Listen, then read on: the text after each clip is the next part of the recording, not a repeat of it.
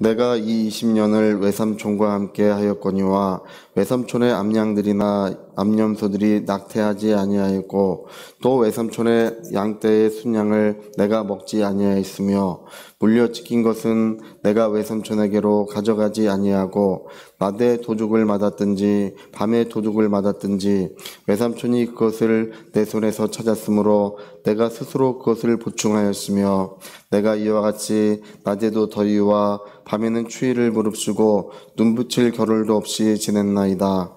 내가 외삼촌의 집에 있는 이 20년 동안 외삼촌의 두 딸을 위하여 14년, 외삼촌의 양떼를 위하여 6년을 외삼촌에게 봉사하였거니와 외삼촌께서 내 품삯을 10번이나 바꾸셨으며 우리 아버지의 하나님, 아브라함의 하나님, 곧 이삭이 경외하던 하느니가 나와 함께 계시지 아니하였더라면 외삼촌께서 이제 나를 빈손으로 돌려보내셨으리다마는 하나님이 내 고난과 내 손의 수고를 보시고 어젯밤에 외삼촌을 책망하셨나이다.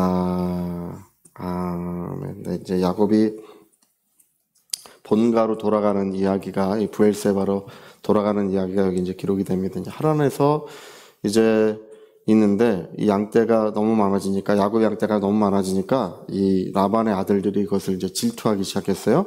그래서 그냥 그걸 다시 다 뺏어야 된다. 야곱을 가만두면 안 된다. 뭐 이런 그 살기가 등등해지고 어려움이 이제 일어나는 것입니다. 여러분, 우리의 삶의 현장에 어떤 문제가 일어나고 흔드는 일이 일어나면 그게 기도하라는 표시입니다. 하나님의 인도하심이 있다는 표시예요. 그게 안 되게 하거나 못 되게 한다는 뜻이 아니에요. 우리가 우리가 이 성경을 읽어보면 알지만 우리의 배경은 하나님이십니다. 네, 세상 사람들과 우리 그리스도인은 달라요. 우리 그리스도인들은 성삼위 하나님께서 우리의 배경이 되고 계시기 때문에 삶에 어떤 흔들림이 있고 어려움이 있으면 그것은 하나님이 새로운 은혜를 주시겠다는 거예요. 여기 이제 하나님께서 야곱에게 그런 일들이 있어 야곱이 하나님께 기도하니까 이제 내 처자를 데리고 내 양떼를 몰고 내 집으로 이제 돌아가라. 20년 만에 드디어 하나님께서 야곱을 이삭의 집 본가로 인도하시는 이야기가 여기 기록이 됩니다. 근데 가니까 외삼촌이 이제 아들들과 이 칼든 사람들을 이끌고 이제 쫓아온 거예요. 야곱을 가만둘 수 없다. 다시 다 찾아오자. 근데 야곱을 만나기 하룻밤 전에 하나님께서 이 외삼촌 라반의 꿈에 나타나셔서 그에게 아무 털끝도 건드리지 마라. 하나님께서 말씀하시니까 감히 하나님께서 그렇게 나타나셔서 말씀하시고 보호하시면 감히 그를 건들 자가 없는 거예요. 여러분, 오늘 성경에 하나님이 우리와 함께 하시니 누구를 두려워하리요. 우리 하나님께서 우리를 위하시면 그 어떤 것도 두려워할 필요가 없다고 하나님이 우리에게 말씀하신 줄로 믿습니다. 여러분, 두려움 없이 서셔야 됩니다. 하나님이 우리와 함께하고 계십니다. 그래서 이 라반이 이제 야곱을 만났을 때 라반이 이제 왜 이렇게 몰래 갔느냐, 인사를 하고 가지. 순 거짓말이죠. 인사를 하고 가지. 그랬더니 이제 야곱이 하소연을 하는 이야기, 10번이나 20년 동안 그 싹을 변개하셨습니다. 그 얘기 뭐냐면 주겠다고 하고 안 줬다, 그 얘기예요. 10번이나 주겠다고 하는 것을 안 줬지 않습니까? 근데 하나님께서 나에게 이 아롱진 것 가지고, 전박이 아롱진 것 가지고 가라 그러면 전박이 아롱진 것만 나고, 흰둥이를 가져가라 하면 양들이 흰둥이만 나는 거예요. 하나님께서 나에게 이 모든 것을 은혜로 주셨습니다. 반박할 길이 없어요. 여러분, 우리가 그 하나님이 함께 하신다고 하는 것은, 하나님은 우리의 억울함을 결코 그냥 지켜만 보고 계시지는 않습니다. 하나님께서 그 모든 억울함을 풀어주시고, 또 우리가 늘 하나님의 인도하심을 따라갈 때 복된 길, 의의 길, 또 생명의 길을 걸어갈 수 있도록 축복해 주시는 것입니다. 어저께 이제 저희 친구 목사님을 이렇게 교회에서 좀 만났어요. 오래간만에 이제 만나서 대화를 하는데,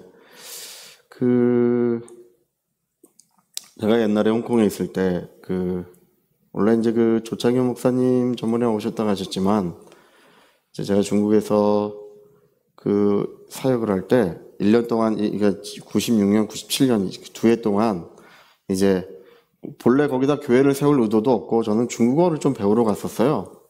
네, 갔었는데 이제 같이 가신 전도사님은 이제 장년부를 맡았고 저보고 이제 청년이 한 명 있으니까 청년 한 명을 맡으라고 하시더라고요. 그래서 청년 한 명을 제가 맡았어요. 가서.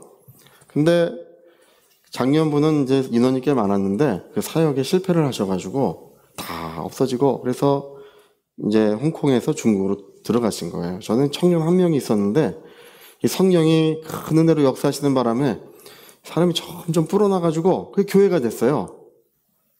그래서 사람들이 뭐 많아지고 이제 저 교회를 세울 의도도 없고 사실 교회라고 하기도 좀 이상하기도 해요. 갑자기 이제 그 성령이 크게 역사하시고 치유가 일어나고 사람들이 막 성령의 물결에 잠기게 되고 하니까 그렇게 된 거예요. 그러니까 이제 한 무리의 목사님들이 이제 오셔가지고 갑자기 제가 사역하는 사역처에서 그 중심된 집사님을 자기 교회 선교사님으로 임명하시고 이상한 일을 하시는 거예요. 와서 저는 왜 오셨는지도 모르는데 어떤 집사님 통해서 오셔가지고 막 그렇게 하시는데 제가 그때는 힘이 없으니까 가만히 이렇게 지켜만 보고 눈물도 흘리고 그러긴 했어요. 그리고 그 사역을 아주 폭탄을 터뜨렸어요. 얼마나 많이 심각한 문제가 일어나는지 몰라요. 예. 그러니까 두 해 동안 96년, 97년 동안 눈물 뿌리고 그렇게 고생해서 세워놓은 것을 한 일주일 만에 무너뜨려요. 예, 한 무리의 분들이 오셨어요. 근데 그것을 주도했던 목사님에 관한 이야기를 이제 어저께 그 이야기를 들려주시더라고요. 저는 이제 소식을 그 다음에 잘 몰랐었는데, 서울에서 이 교통사고를 당해서 돌아가셨는데, 얼굴을 알아볼 수 없을 정도로 심하게, 도저히 얼굴을 알아볼 수 없을 정도로 해서 돌아가셨다고 어저께 얘기를 전해주더라고요. 그 일 때문에 그런 건 아니겠죠. 또, 여러분, 우리가 암에 걸려 죽거나 교통사고 당해 죽었다고 저주받은 건 아니에요. 하나님의 생명의 풍성한 은혜의 역사는 마지막 심판날에 우리에게 이루어지는 것입니다. 우리가 무병장수했다고 꼭 복받은 것도 아니에요. 그날에 칭찬과 존귀와 영광이 있어야 할 것입니다. 근데 그런 얘기를 전해 들을 때 그분의 그 이후의 삶을 성령을 소멸하고 또 하나님의 모든 은혜를 소멸하고 이제 그 선교지에서 하나님을 대적하는 사람이 돼가지고 나중에는 저희 선교하는 선교처에 그 사역 현장을 경찰에 고발하고 막 이렇게 했었어요. 중국에 인도에 이런데 고발하고 막 그렇게 했었어요. 그러다가 이제 나중에 모든 성령 역사를 소멸하고 이제 그렇게 되는 이야기를 이제 어저께 이제 들으면서 많은 생각이 듭니다. 저는 이제 그때 그 일 때문에 홍콩에 있는 사람들이 그때는 굉장히 부유한 사람들이었어요. 그래서 저한테 월급을 제가 말씀드리면 참 그렇긴 하지만 한 6천만 원씩 줘요. 월급을 6천만 원. 할렐루야. 월급 6천만 원 받아보셨어요? 네. 그때 6천만 원, 96년도, 97년도에 자동차 한 달에 2번 한국 가는 비행기 티켓 끊어드리겠습니다. 필요하시면 한국에서 목회를 병행해도 괜찮습니다. 그 제의를 해요.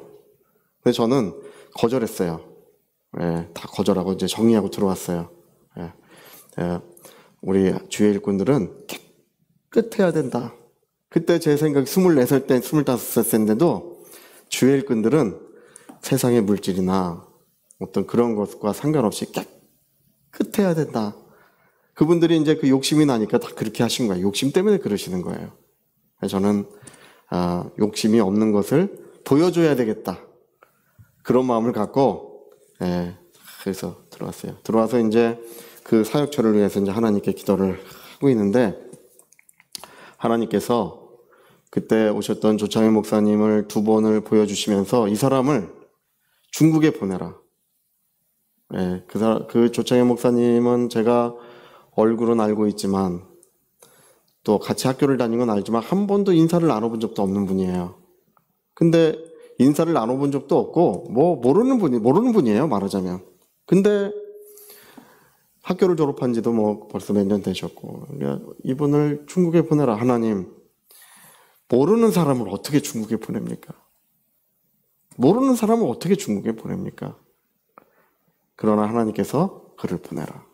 전번에 오셔서 간증하셨죠? 예, 그렇게 해서 그분이 중국에 홍콩에 가시게 되고 중국 사역을 시작하고, 우리는 사역이 점차 커져가지고 지금은 뭐 그 사역의 역사가 강물을 이루고 있어요. 얼마나 많은 사람이 구원을 받고 하나님께 돌아오고 있는지 모릅니다. 예, 상상을 초월하는 역사들이 그 안에서 이루어지고 있어요. 예, 이제 세월도 많이 흘렀습니다. 20년이 넘는 세월이 흘렀고 중국 전역의 교회들이 다 세워져 있고, 예, 하나님의 역사가 이제 아름답게 이루어졌어요. 그러나 그것을 그때 와서 같이 핍박하던 분들, 그뿐 아니라 그 몇 분들도 전부 다 하나님의 나라에서는 다 쓰임받지 못하고 다 미끄러지고 그냥 다 없이 되고 세상 떠나고, 두 사람이나 그렇게 졸지에 세상을 떠났어요. 네. 그런 모습들을 우리가 볼 때, 여러분, 우리가 사람 앞에 옳다 인정함을 받는 것은 아무 소용이 없어요. 네. 주께서 어떻게 보시느냐가 진짜 중요한 것입니다. 하나님의 눈앞에 우리가 어떻게 비춰지느냐가 중요한 것이고요. 그 다음에 오늘 성경에 말씀하신 것처럼 하나님이 우리의 배경이 되셔야 됩니다. 사람은 억울하게 만들 수 있지만 하나님께서 큰 은혜를 베푸시고 지켜주시고 역사해 주시면 뭐든지 된다는 것입니다. 오늘 야곱이 그 간증을 하고 있어요. 그래서 여러분, 하나님의 인도하심과 은혜는 측량할 수가 없는 것입니다.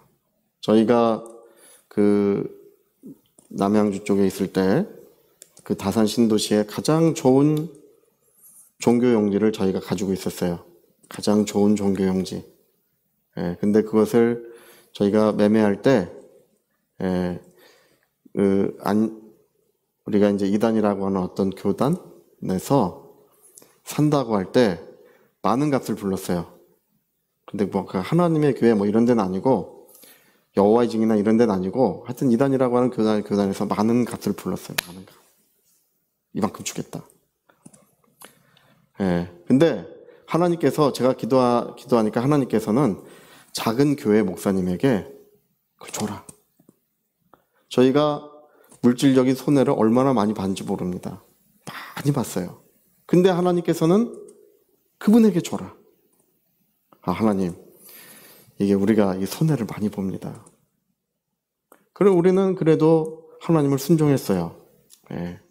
여러분, 우리가 무엇을 할 때 눈앞에 이익을 쫓지 마시고 하나님을 쫓아가셔요. 하나님을 쫓아가셔야 됩니다.